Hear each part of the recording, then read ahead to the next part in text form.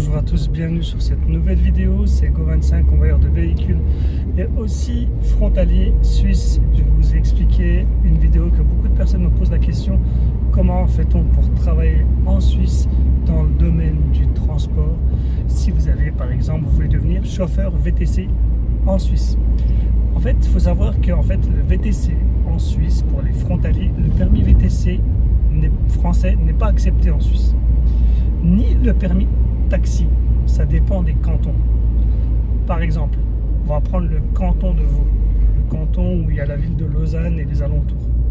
Tout ce canton-là, en fait, il y a une nouvelle loi qui est sortie en 2025, si je ne me trompe pas, ouais, c'était en janvier 2025, qui interdit les permis de taxi pour pouvoir avoir le permis B121. Le permis B121, c'est l'équivalent du permis de taxi en Suisse. Et pour faire du VTC en Suisse, dans le canton de Vaud, il faut avoir un permis D1 minimum. Voilà.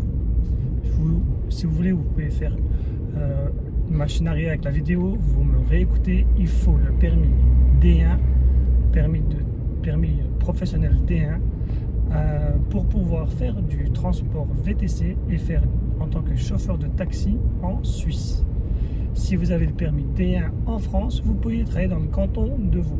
Et pour le canton de Genève, il faut en amont avoir le permis, comment on appelle ça, le permis B121 suisse. Alors du coup, comment on fait? Vous obtenez votre permis D1 en France, vous travaillez un petit peu dans le canton de Vaud, vous obtenez par le biais d'un contrat de travail le permis, parce que sans contrat de travail, votre permis D1 ne se transforme pas en permis de taxi. Il faut trouver absolument un contrat de travail. Ensuite, à Genève, vous pourrez travailler en tant que chauffeur VTC après avoir passé un examen de la carte VTC de Genève. Vous devez avoir le permis B121 et en plus de ça, il faudra connaître la ville, c'est-à-dire sa géographie, parler un petit peu l'anglais, vous allez passer des examens. Et voilà, ça s'inscrit, vous avez un site, je peux même vous l'envoyer pour pouvoir s'inscrire au permis VTC de Genève. Voilà, et ça c'est une chose, le permis B121, c'est l'équivalent du permis de taxi en France. Et par exemple, le canton du Jura, vous n'avez pas besoin d'avoir le permis D1. Juste le permis de taxi français, mais pas le permis VTC. Le permis VTC français en Suisse, il vaut rien. Voilà, pour être clair, pour que les gens ne posent pas des questions concernant leur permis VTC. Le permis VTC, tout simplement, il vaut rien du tout en Suisse. Voilà, tout simplement. Et voilà, dans le canton du Jura, vous pouvez travailler avec un permis de taxi dans une société de taxi.